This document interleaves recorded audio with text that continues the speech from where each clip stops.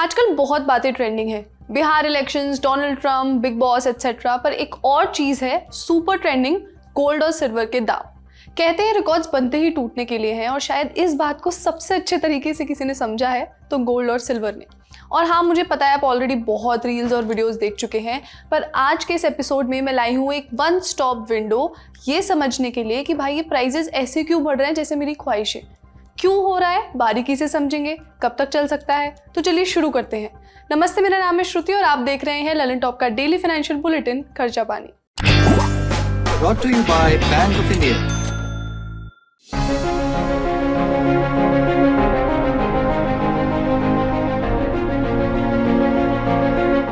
$1,29,762 ये है आज भारत में 10 ग्राम 24 कैरेट गोल्ड का दाम। 27 सितंबर को गोल्ड 1,13,199 पर था, मतलब सिर्फ 10 दिन में करीब 16,000 का इजाफा हुआ है। ये लगभग 14% की जंप है। एक और इंटरेस्टिंग बात बताती हूँ, ये सिर्फ भारत की स्टोरी नहीं है, इंटरनेशनली भी गोल्ड ने $4,000 पर आउंस तक का नया रिकॉर्ड बनाया है। पिछले महीने के कंपैरिजन में 9% तक की ग्रोथ देखी गई है।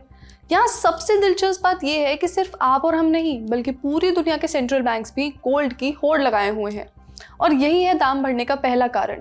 केंद्रीय बैंक सोना खरीदते हैं क्योंकि जब दुनिया में आर्थिक संकट या युद्ध बढ़ते हैं तो सोना उसकी तिजोरी का एक ऐसा पक्का भरोसेमंद साथी होता है जिसकी कीमत कभी खत्म नहीं होती और किसी सरकार का उस पर कंट्रोल भी नहीं चलता।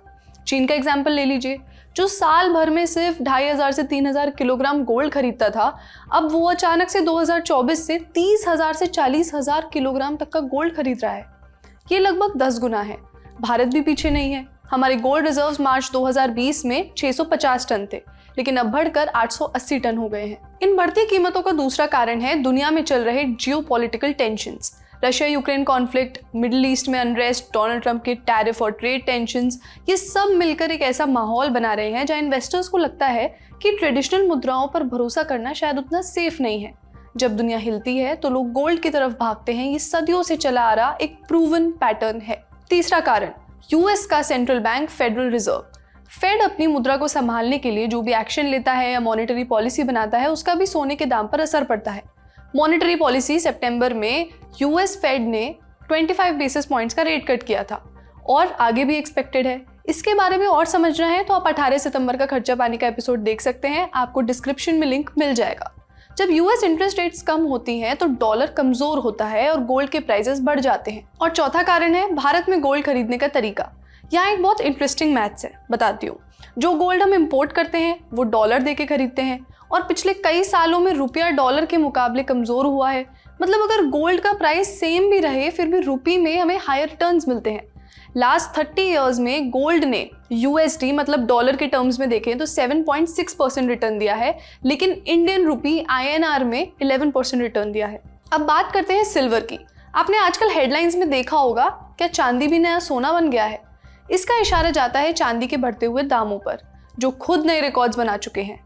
अब इसके बारे में समझते हैं कि आज 1 किलो चांदी है वो लगभग 1,57,000 पर ट्रेड कर रही है। अगर हम ट्रेंड्स को देखें तो रिटर्न्स के मामले में चांदी ने सोने को भी मात दे दी है। इस साल अब तक सिल्वर ने इंटरनेशनल मार्केट में 60% की रिटर्न दी है। पिछले 10 दिन का डेटा देखें तो 28 सितंबर को 1 किलो चांदी 1,49,000 रुपीज़ की थी और आज 1,57,000 रुपीज़ की, मतलब 10 दिन में 6% ग्रोथ। 2020 में जो चांदी 40,500 रुपीज़ पर केजी थी, आज वो 1,56,000 के आसपास है। ये 5 साल में 3 गुना रिटर्न है। It's a big deal. लेकिन चांदी की डिमांड यानी प्राइसेस बढ़ने के कारण सोने से कुछ अलग होते हैं, जैसे इंडस्ट्रियल डिमांड का बढ़ना। यहाँ गोल्ड और सिल्वर में मेन डिफरेंस ये है कि सिल्वर इमोशनल बाइंग से ज़्यादा इंडस्ट्रीज की ज़रूरत बन जाता है। Solar panels, electric vehicle, semiconductor, medical devices, water purification system, हर जगह सिल्वर की ज़रूरत होती है। दूसरा कारण है चांदी की सप्लाई की कमी। जैसा कि हमें मालूम है, सिंपल सी इकोनॉमिक्स होती है कि अगर किसी चीज़ की डिमांड उसकी सप्लाई से ज़्यादा है तो दाम बढ़ जाते हैं। डिस्कवरी अलर्ट की रिपोर्ट से पता चलता है कि चांदी लगातार 6 महीने से सप्लाई डेफिसिट में चल रहा है। मांग बढ़ रही है लेकिन माइनिंग और आउटपुट लिमिटेड है। तीसरा कारण है कि इलेक्ट्रिक व्हीकल्स में जो इंटरनल कंबशन इंजन होते हैं, उन व्हीकल्स के मुकाबले 2 गुना सिल्वर यूज होता है। जैसे जैसे ईवी का इस्तेमाल बढ़ेगा, सिल्वर की डिमांड और दाम दोनों बढ़ेंगे। लेकिन यहाँ एक वार्निंग भी है, जैसे ही कोई एसेट ऑल टाइम हाई पर पहुंचता है, सबको लगता है कि अभी खरीदना चाहिए, लेकिन ये बहुत रिस्की टाइमिंग हो सकती है क्योंकि अब हाइप साइकिल के पीक पर होते हो। गोल्ड और सिल्वर दोनों ही स्थिर नहीं है, वॉलेटाइल है।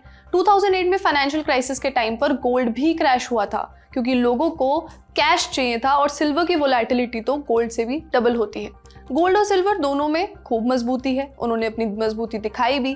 सेंट्रल बैंक्स की खरीद से लेकर विश्व में चलती टेंशन तक, ये सब फैक्टर्स मिलकर इन मेटल्स को और भी चमकदार बनाते हैं। लेकिन याद रखिए, जो चीज़ आसमान छू सकती है वो गिर भी सकती है। सोने और चांदी में आने वाले समय में क्या हो सकता है, आइए सुनते हैं एक्सपर्ट से। एक मिडिल क्लास फैमिली के लिए जो गोल्ड में इतना इन्वेस्ट नहीं कर सकती, वो सिल्वर में इन्वेस्ट करती है।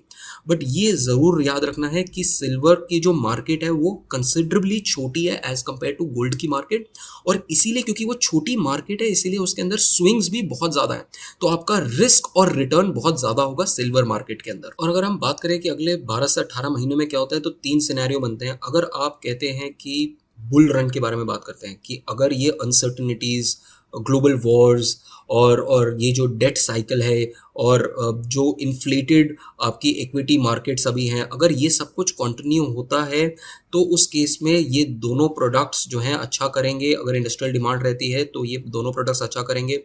बेसलाइन केस के अंदर जैसा ये परफॉर्म कर रहे हैं वैसे उसी तरीके से परफॉर्म करेंगे, थोड़ी सी आपकी कंसोलिडेशन होगी।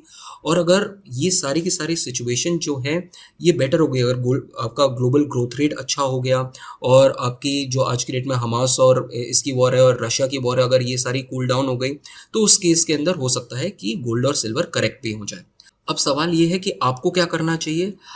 आपको अपने पूरे पोर्टफोलियो में 10 से 15% गोल्ड में ज़रूर इन्वेस्ट करना चाहिए। ये आपको एक हेज देगा कि अगर कोई भी और रिस्क हो तो एटलीस्ट ये आपको बचा के रखेगा। और सिल्वर जो है मेरे हिसाब से 5% के अराउंड 5 से 10% आप रख सकते हैं, बट रिस्क सिल्वर के साथ ज़रूर है क्योंकि वो एक वॉलेटाइल एसेट है। चलते चलते एक ज़रूरी सूचना, हम बिहार के लोग में 8 अक्टूबर को मुलाकात करिए सीतामढ़ी की महिला मुखिया से। आज का खर्चा पानी यहीं तक। अपना ख्याल रखिए और देखते रहिए द ललन टॉप। शुक्रिया।